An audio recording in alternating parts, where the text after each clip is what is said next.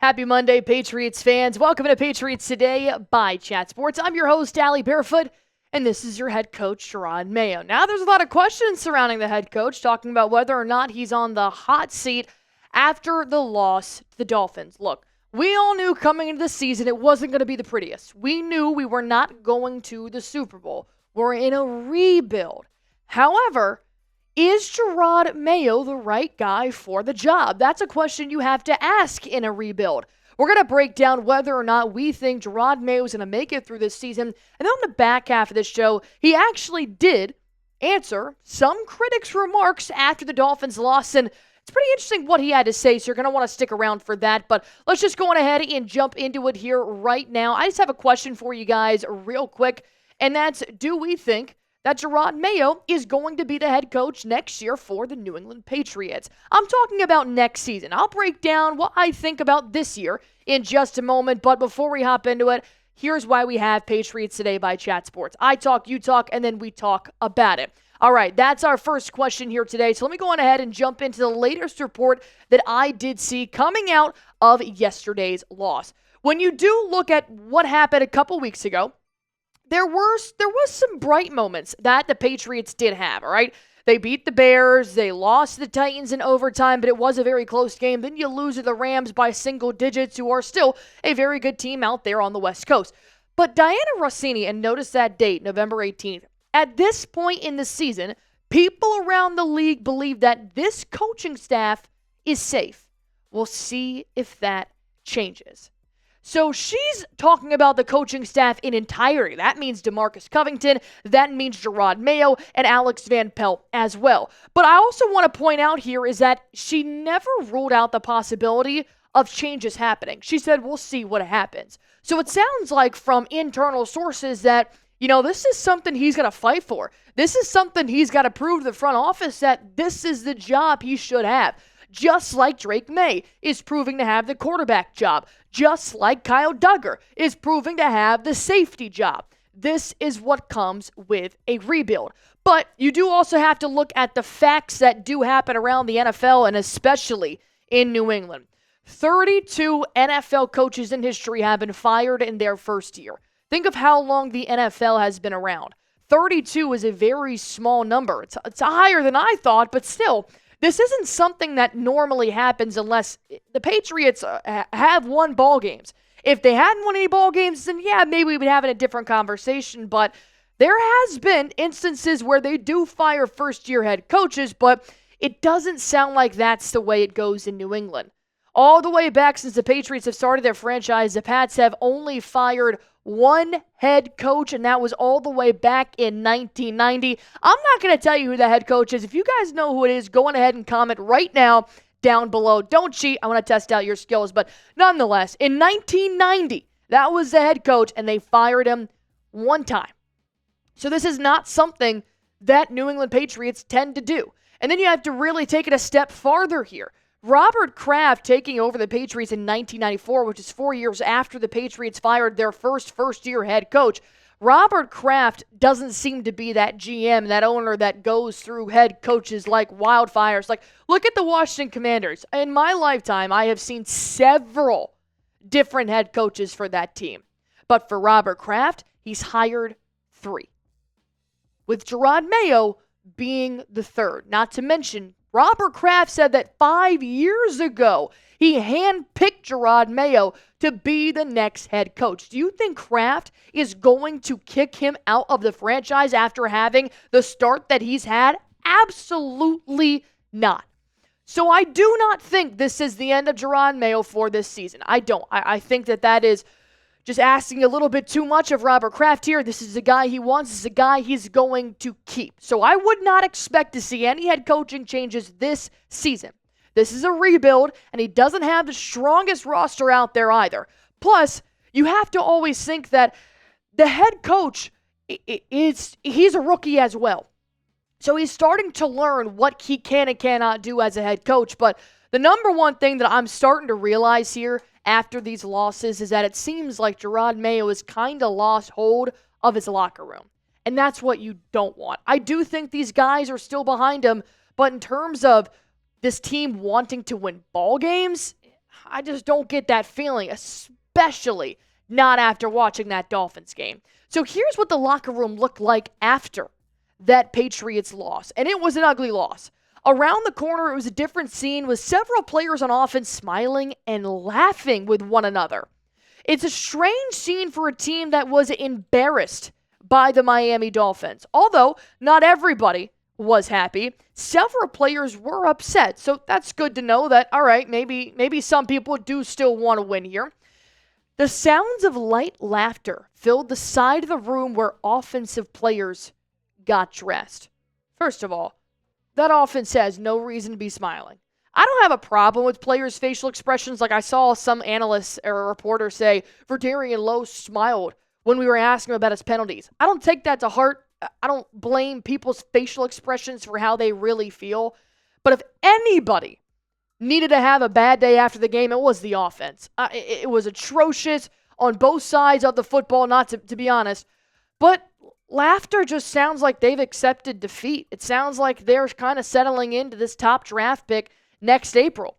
And that's what I saw when I watched the Dolphins yesterday. So that's definitely going to have to be something that we're going to have to monitor moving forward. But if there's laughter, I mean, I was never a professional athlete by any means, but let me tell you, even when I was in the car with my dad after driving home from games, if I as much as smiled, there was going to be a conversation. So it's kind of tough. I always think of the Moneyball scene where Brad Pitt comes in, throws a chair, and Giambi's on the table dancing. He's like, "Is this what winning sounds like?" It's completely silent. He's like, "That's what losing sounds like." I don't know. That's what I kind of picture my locker room as, but nonetheless, running off topic here. Will the Patriots win another game this year? Let me know in the comments section down below. Type W for win, type L for loss. I do think they could possibly win one more game, but the way that I'm watching this team right now, I just don't know if they want to win another game, and that's the hard part.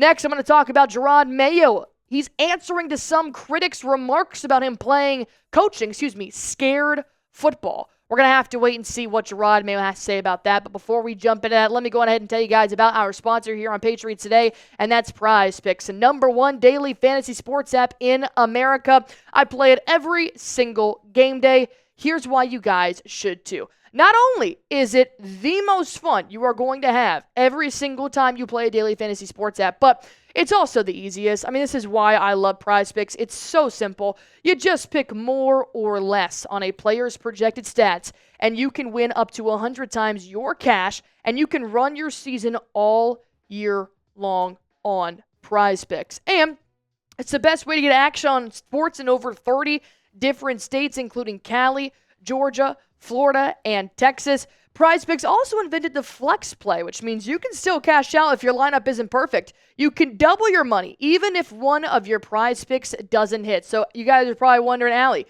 you say you play every day. Well, where are your picks right now? Well, here are mine for tonight's ball games. Of course, we do have the Boston Celtics playing tonight. Derek White, I'm going to take the more than 15.5 points. Amir Coffey to have more than 9.5 points. I actually kind of like Amir Coffey for a trade target for Boston, but beside the point. Jason Tatum to have more than 25.5 points on his road to try and win MVP this season. If you guys want to copy my Prize Picks, you're more than welcome to do so. If you want to make your own, even better. Just go to prizepicks.com/CLNS or download the Prize Picks app. Use promo code CLNS. This will give you $50 instantly when you play your first $5 lineup. Download the Prize Picks app. Use promo code CLNS. This will give you $50 instantly when you play your first $5 lineup. Prize Picks. Run your game. So why are critics going off on Jerod Mayo? Well, I have 3 reasons from my own standpoint of why he's drawing criticism after that game alone. Because this is not the first loss of the season, believe me.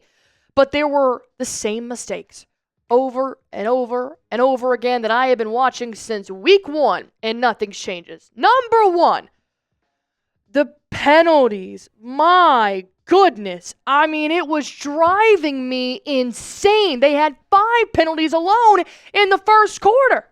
There were 12 penalties in total. And at some point, yes, you have to obviously blame the players since that's what they are they're the reason for that.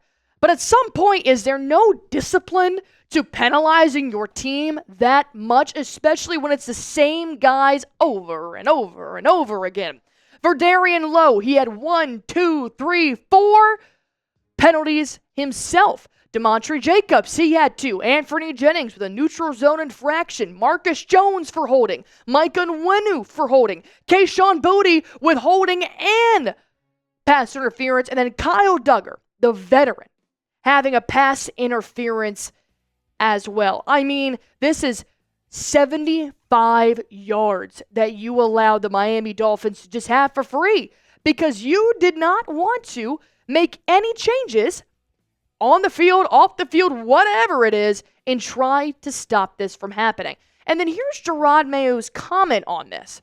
Once those guys cross the sideline, there's nothing I can do for them. There's nothing any coach can do for them once they cross the sideline. It's my job to continue to prepare them. Okay, I get it. Definitely, it is true. That's why it's on the players for what they do out there on the field, but you have to coach them.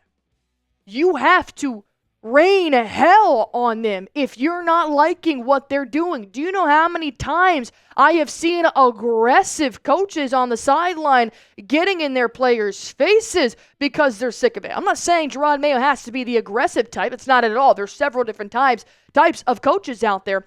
But this just proves to me there's no discipline. You're allowing them to be penalized 12 times, and all you're going to say is, well, that's what they do on the field. Okay. All right. No. If that was Verdarian Lowe, guess what you're doing tomorrow at practice? You're running damn hills until you can't feel your legs. That's what I would do, but I'm not a head coach.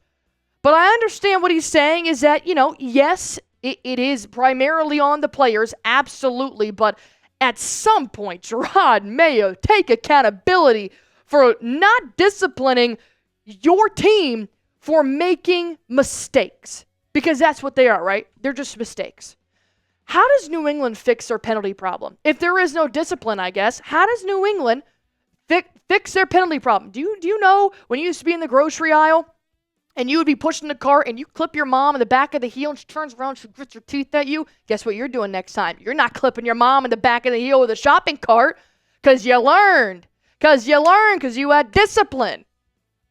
Anyways, another weird analogy. All right, comment down below. How do you guys think New England should fix their penalty problem? Because it's absolutely a problem. And another way that he is probably drawing some criticism here is he's not making adjustments. What do you do after those 12 penalties? Nothing. You do nothing. Those players get to stay in. You keep making the same mistakes over and over and over. However, I do actually kind of agree with Gerard Mayo's stance on this is because, it's just they don't have enough in the depth chart to take these guys out. And that's what makes this so frustrating.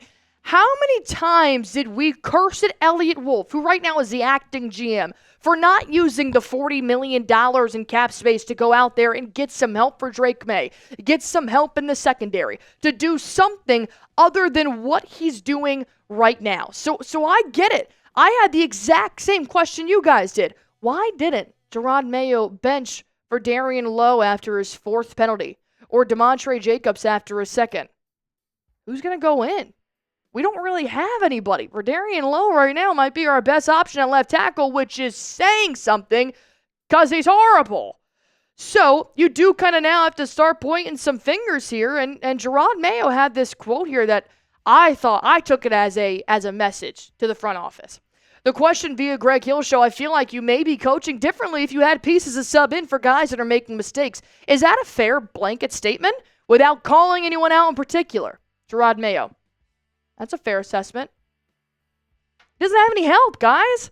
The roster's not strong on either side of the football, especially not at offensive line.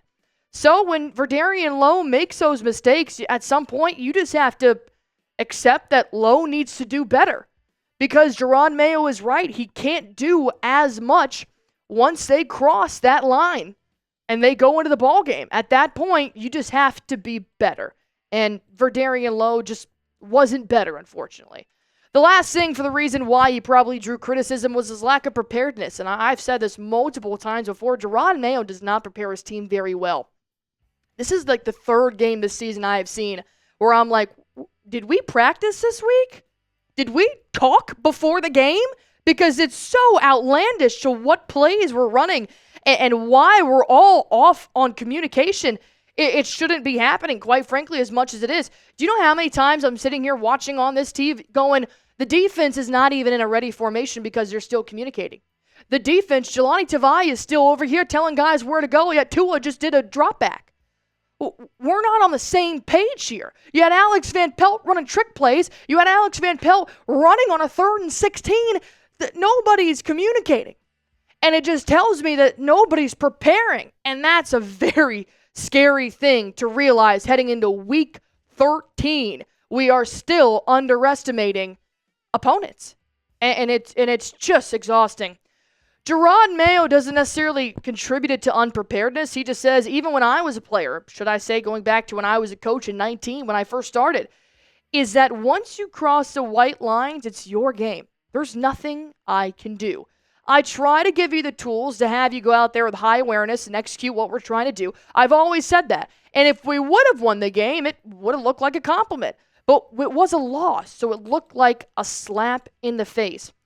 I find it a little bit weird that that's now the second time that Jerod Mayo has brought up that once you cross the white lines, it's you against you. Then what's your job? You're the head coach, man. You're supposed to lead them. I've seen plenty of head coaches conduct a game from the sideline and tell your players what to do. They look to you. And at some point, the 12 penalties, you cannot sit here and say, well, they're the ones on the field. They're the ones that once they cross the white lines, I can't help them. That's such a player answer. You're not a player anymore, Gerard. You're a head coach. You need to take accountability. When the defense was messing up with Bill Belichick took responsibility. So if I hear that quote again, I'm going to lose it. But I know that it's to each its own in terms of what you guys think that the loss gets attributed to. Is it the head coach or is it the players? It's one of those fine lines, fine white lines, I should say. Do you blame the loss on the head coach or the players? Type HC for head coach, type P for players. Thank you for listening to me rant.